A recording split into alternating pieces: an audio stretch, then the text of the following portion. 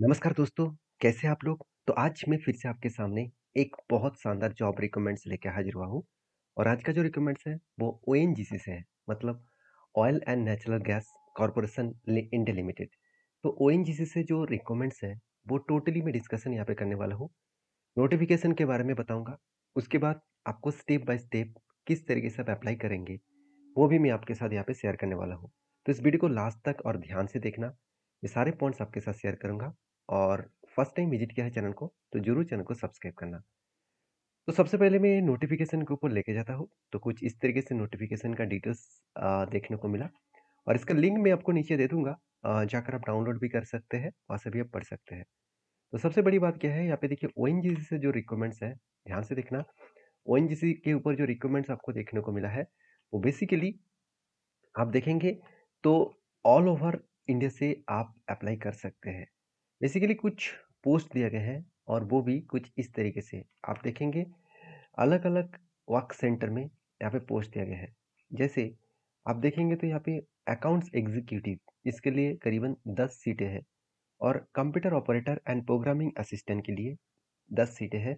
और साथ ही साथ देखेंगे तो कुछ असिस्टेंट के लिए से मतलब सेक्रेटरी कुछ असिस्टेंट के लिए 20 वैकेंसीज, लैबोरेटरी असिस्टेंट के लिए 10 वैकेंसीज, साथ ही साथ मैकेनिकल वो भी डीजल मैकेनिकल के 10 और इलेक्ट्रीशियन के लिए 10, सिविल के लिए 5 और सिविल सिविल 2 कैटेगरीज है, एक ग्रेजुएट है एक डिप्लोमा है। तो ग्रेजुएट के लिए 5 है और डिप्लोमा के लिए 5 है। साथ ही साथ इलेक्ट्रॉनिक्स मैकेनिक्स के लिए 10, फिटर के लिए 10, पेट्रोकेमिकल पेट्रोलियम जो एग्जीक्यूटिव है उसके लिए 10 और साथ ही साथ फायर सेफ्टी टेक्निकल के लिए आपको 5 वैकेंसीज दिया गया है। तो कुल मिलाकर जो आप यहाँ पे देख सकते हैं सब टोटल है 115। उसी उसी तरीके से देखिए ओवीएल दिल्ली के ऊपर भी सेम टू सेम पोस्ट है, अलग अलग कैटेगरी से। हाँ हाँ, यहाँ पे कुछ फायर सेफ्टी पोस्ट है जहाँ पे 1 वैकेंसीज है, फायर सेफ्टी एग्जीक्यूटिव के 1 पोस्ट है, फ्रंट ऑफिसर असिस्टेंट के लिए 4 पोस्ट है, सिविल एग्जीक्यूटिव के लिए 1 पोस्ट है, सिविल एग्जीक्यूटिव गैजेट के लिए 1 पोस्ट है, इलेक्ट्रीशियन के लिए 2 पोस्ट है, कंप्यूटर ऑपरेटर के लिए 4 पोस्ट है। तो इस तरीके से अलग अलग कैटेगरीज के पोस्ट दिए गए हैं। साथ ही साथ जोधपुर के लिए भी पोस्ट है जहाँ पे आप देख सकते हैं इलेक्ट्रीशियन है, फ्रंट ऑफिस असिस्टेंट है, अकाउंट एग्जीक्यूटिव है। तो इस तरीके से अलग अलग कैटेगरीज के पोस्ट दिए गए हैं। तो मुंबई सेक्टर के भी पोस्ट दिए गए हैं, मुंबई के भी अलग अलग पोस्ट है। तो आप जिस सेक्टर से बिलोंग करते हैं उस सेक्टर का डिटेल्स देखिए। वहाँ पे आप जिस पोस्ट में अप्लाई करेंगे, क्या वो उस सेक्टर में क्या आपका पोस्ट है? अगर नहीं है तो आप दूसरी जगह पे भी अप्लाई कर सकते हैं। मान के चलिए आप मुंबई में अप्लाई करना चाहते हैं, मगर मुंबई में आप जिस पोस्ट के लिए अप्लाई करना चाहते हैं वो पोस्ट नहीं है, तो आप बाजू में अलग अलग जगह पे अप्लाई कर सकते हैं। इसके लिए कोई भी मेंशन नहीं किया गया है कि आप मुंबई से है तो मुंबई से अप्लाई करिए, आप गोवा से है तो गोवा से अप्लाई करिए, ऐसे बिल्कुल नहीं। आप अलग स्टेट में जाकर भी अप्लाई कर सकते हैं। तो पूरा डिटेल्स यहाँ पे दिया गया है, अलग अलग जगह पे यहाँ पे पूरा डिटेल्स मेंशन किया गया है। तो आपको इस एरिया वाइज आपको फाइंड आउट करना होगा।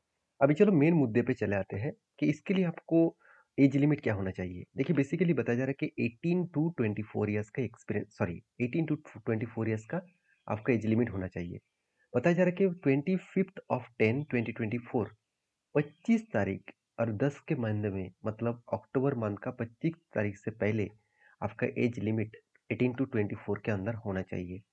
और बेसिकली ये भी बताया जा रहा है कि आपका जन्म अगर 25 ऑफ अक्टूबर 2000 से लेकर 25 ऑफ अक्टूबर 2006 इस मतलब टाइम ऑफ पीरियड के अंदर अंदर आपका जन्म हुआ है तो आप अप्लाई कर सकते हैं। SC ST के लिए 5 साल एक्सटेंड किया गया है और OBC के लिए 3 साल एक्सटेंड किया गया है। अभी चलो मेन पॉइंट्स के ऊपर चले आते हैं कि आप जिस पोस्ट में अप्लाई करेंगे उसके लिए क्वालिफिकेशन क्या है।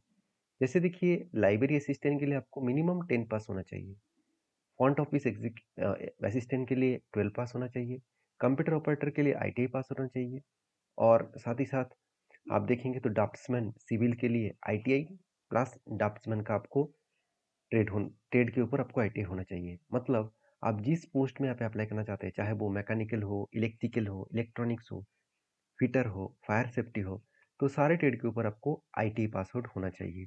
मतलब जिस पोस्ट में अप्लाई करना चाहेंगे उसके ऊपर आपको ITI पास आउट होना चाहिए, तभी अप्लाई कर पाएंगे।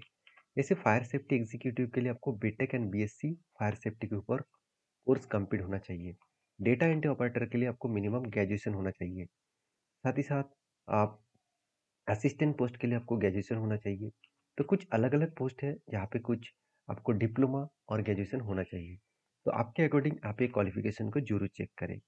अप्लाई करने के लिए आपको स्टेप तो बताऊँगा, उससे पहले आप सैलरीज़ देख लीजिए। देखिए यहाँ पे एक अप्रेंटिस का पोस्ट है, तो इसलिए आपको यहाँ पे सैलरीज़ नहीं मिलेगा, यहाँ पे स्टाइपेंड मिलेगा।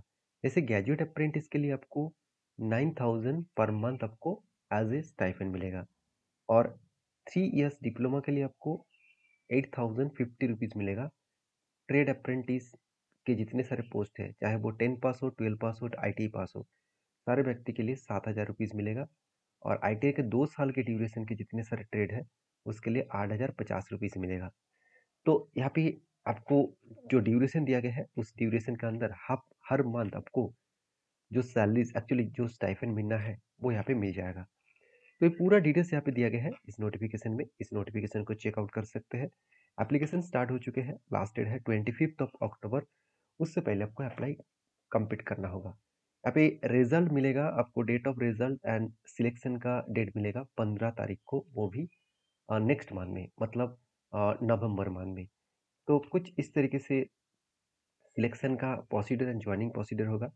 देखिए, selected candidate will be intimated through their registered email. तो आपका जो ईमेल एड्रेस है वहाँ पे आपको मेल भेजा जाएगा आपका सारे डॉक्यूमेंट्स वेरीफाई करने के बाद।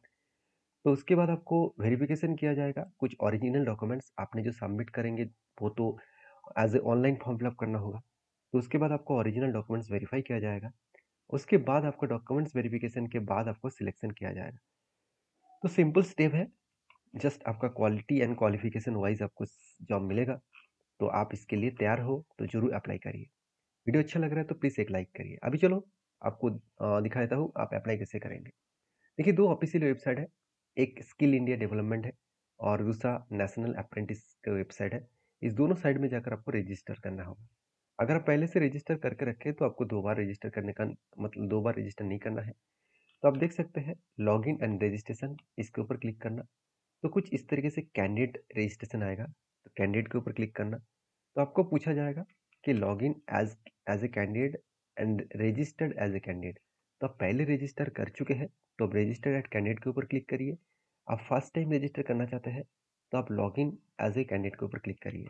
तो सबसे पहले आपको मान ही लेता हूँ कि आप फ्रेशर्स हैं, फर्स्ट टाइम रजिस्टर कर रहे हैं, तो यहाँ पे आप ईमेल एड्रेस डालिए। तो चलो मैं सबसे पहले ईमेल एड्रेस डाल लेता हूँ। तो ईमेल एड्रेस डालने के बाद मैंने लॉगिन तो कर लिया, मगर जो लोग न्यू रजिस्ट्रेशन करना चाहते हैं तो उसको पहले आपको रजिस्टर बटन में क्लिक करना होगा। देखिए, आप आईटीआई स्टूडेंट हैं तो आईटीआई के ऊपर क्लिक करिए और इसके बाद आपको रोल नंबर लिखना होगा। अगर आप मान के चलिए आईटीआई स्टूडेंट नहीं है तो आपको सबसे पहले मोबाइल नंबर और आपका ईमेल एड्रेस डालना होगा। उसके बाद आपको यहाँ पे वेरीफाई करना होगा और रजिस्टर करना होगा। देखिए, जब भी आप मोबाइल नंबर और ईमेल एड्रेस लॉगिन करने के बाद आप रजिस्टर करेंगे तो आपको ओटीपी भेजा जाएगा। तो ओटीपी को आप सबमिट करना है। उसके बाद यहाँ पे ओटीपी लिखना है, उसके बाद सबमिट करना है। तो इस तरीके से फर्स्ट स्टेप आप फिलअप कर लीजिए। उसके बाद सेकंड स्टेप में जाकर आपको कुछ डॉक्यूमेंट्स और आपका डिटेल्स, आपका एड्रेस, ये सब कुछ डालना होगा। उसके बाद फाइनली आपका रजिस्ट्रेशन हो जाएगा। सिंपल स्टेप है, आप स्टेप को फॉलो करिए। अगर फिर भी कोई दिक्कत है तो मुझे ज़रूर डायरेक्टली कमेंट करिए, मैं आपको रिप्लाई ज़रूर दूंगा।